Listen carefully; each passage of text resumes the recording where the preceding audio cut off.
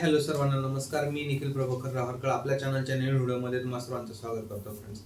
Friends आजपर्यंत आपण आपले स्पिरिच्युअल सायन्स सिरीजमध्ये जे आपले चक्र आहेत त्यापैकी 6 चक्र पाहिलेले आहेत आणि आजच्या व्हिडिओमध्ये आपण आपल्या शरीरातलं 7वं एनर्जी सेंटर 7वं चक्र पाहणार आहोत, ज्याला की सहस्त्रार चक्र किंवा सहस्त्रदल चक्र म्हणतात.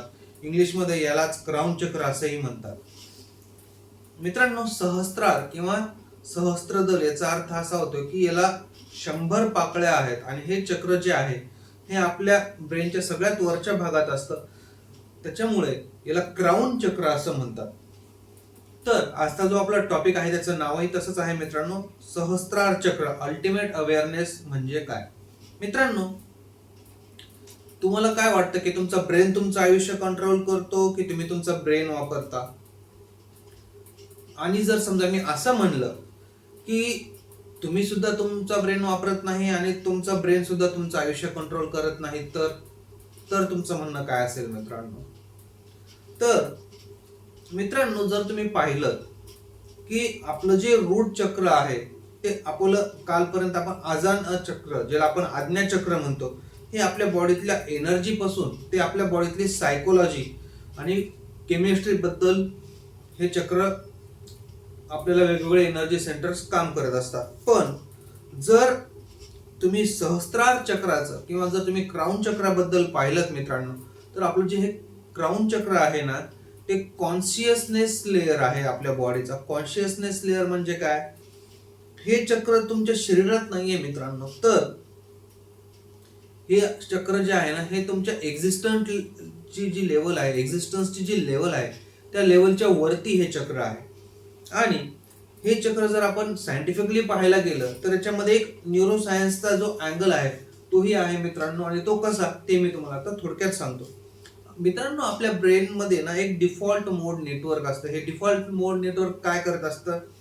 हे जे ब्रेन नेटवर्क आहे हे सेल्फ थिंकिंग करत असतं आणि हे आपल्या मोस्टली आपला इगो, आपली आयडेंटिटी, आपली रिॲक्टिव्हनेस, आपला ओव्हर रिॲक्टिव्हनेस, आपली ओव्हर थिंकिंग आणि अँझायटी आणि आपल्या लाईफ मधल्या बऱ्याचशा गोष्टी कंट्रोल करत असतं. तर मित्रांनो, जेव्हा आपण मेडिटेशन करतो ना, तेव्हा काय होतं, आपल्या बॉडी मधलं जे हे डीप मोड नेटवर्क आहे किंवा आपलं जे डिफॉल्ट मोड नेटवर्क आहे ना, ते काम होतं आणि हळूहळू डिझॉल्व्ह व्हायला लागतं. म्हणजेच काय होतं की ते जे नेटवर्क आहे ते स्टेबल व्हायला चालू होतं मित्रांनो. तर याच्यामध्ये 2 अँगल आहेत मित्रांनो. एक म्हणजे काय की प्रोफ्रंटल कॉर्टेक्स म्हणजे काय की हे जे आहे हे तुमचं डिसिजन, अवेअरनेस आणि फोकस या गोष्टींना मॅनेज करतं. कसं? तर मेडिटेशन केल्याने काय होतं की तुमचं डिसिजन, अवेअरनेस आणि फोकस जो आहे मित्रांनो, तो काय होतो, तो स्ट्रेंथन होतो. आणि दुसरं म्हणजे काय, हे तुमच्या स्लीप सायकलशी रिलेटेड आहे. कसं?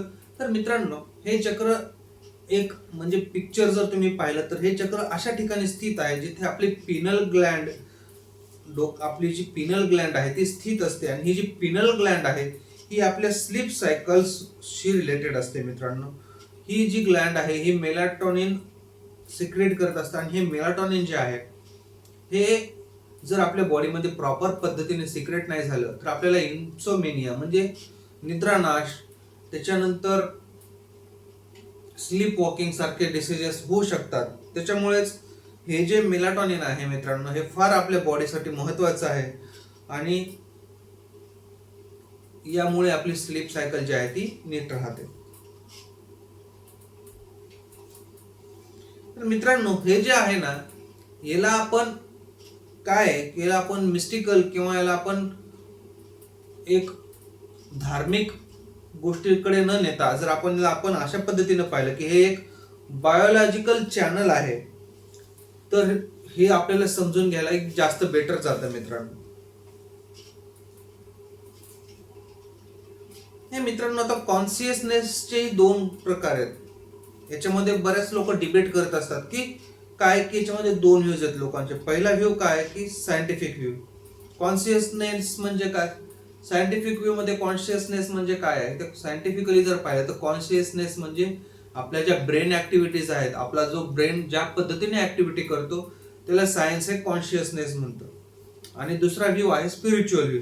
स्पिरिच्युअल व्ह्यू म्हणजे काय म्हणतं, आपला जो ब्रेन आहे तो एक रिसिव्हर आहे, जो की आपल्या बॉडीमध्ये येणारे सर्व सिग्नल रिसिव्ह करत असतो. आणि कॉन्शियसनेस काय आहे की हे जे सिग्नल्स आपल्या बॉडीमध्ये येत असतात, तो पाठवणारा जो सोर्स आहे तो आपला कॉन्शियसनेस आहे, असं स्पिरिच्युअल सायन्स म्हणतं मित्रांनो. मित्रांनो, याच्यासाठी एक तुम्हाला मी एक्झाम्पल देतो. टीव्हीचं जे सिग्नल आहे ना, टीव्हीचं सिग्नल, आपला जो टीव्ही आहे, आपला जो टेलिव्हिजन आहे, तो सिग्नल फक्त रिसिव्ह करतो. हे सिग्नल दुसरीकडून कुठून तर येत असतात, सॅटेलाइट थ्रू. तुम्ही डिश बसवलेली असेल, आजकाल डिश टीव्ही तुम्ही जर पाहता तर आपली जी डिश आहे ती डिश सॅटेलाइट कडनं येणारे सिग्नल्स रिसिव्ह करते आणि ते सिग्नल टीव्हीवर आपण रिले करते आणि ते सिग्नल आपण टीव्हीवर ती पाहतो.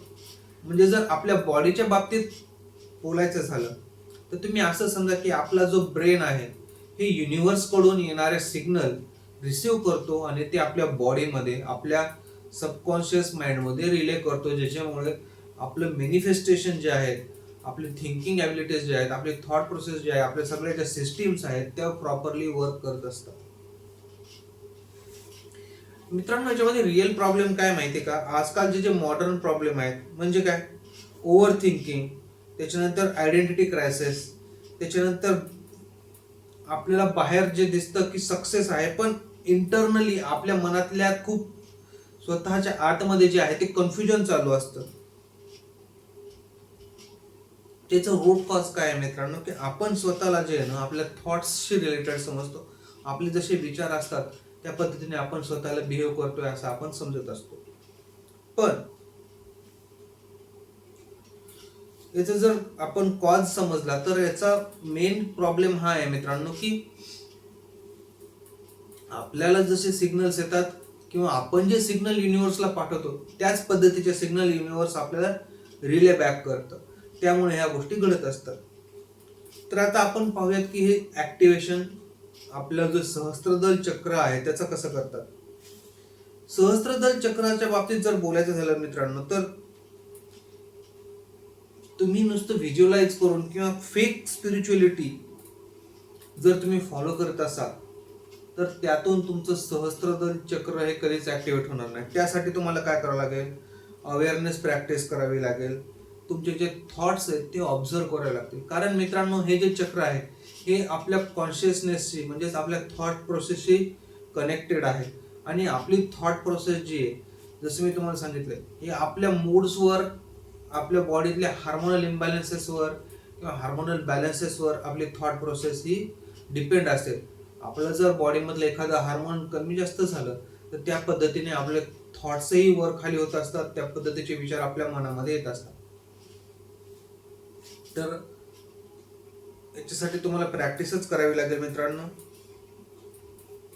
कसं आहे मित्रांनो, तुम्ही तुमचे थॉट्स जे त्यांना कंट्रोल नाही करू शकत. आपल्या ब्रेनमध्ये मल्टिपल थॉट्स असतात, पण ते थॉट तुम्ही ऑब्झर्व करू शकता. तुमच्या कामाचे जे थॉट्स आहेत ते तुम्ही ग्रास्प करू शकता, ते तुम्ही त्याच्यावर जास्त थिंकिंग करू शकता, त्या थॉट्सला तुम्ही जास्त फोकस करू शकता आणि यातून पाहिजे तसं आउटकम मिळवून घेऊ शकता. मित्रांनो, हे समजून घ्या की साऊंड किंवा आपली जी माहिती आहे ती शांततेमध्ये जास्त असते.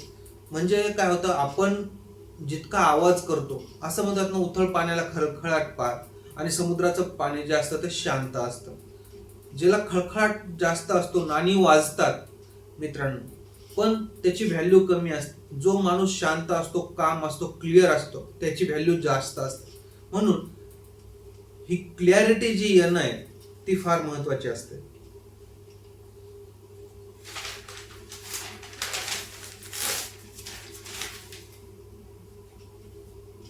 मित्रांनो, पण ह्या करण्यासाठी आपल्याला काही गोष्टी अवॉइडही कराव्या लागतात. काय आपल्याला काय अवॉइड करायचं, की स्पिरिच्युअलिटीला जर तुम्ही एस्केप करत असाल, स्पिरिच्युअलिटीला म्हणजे देवदेव करणं नाही मित्रांनो, आपली जी बॉडीची स्पिरिच्युअलिटी आहे त्याला जर तुम्ही एस्केप करत असाल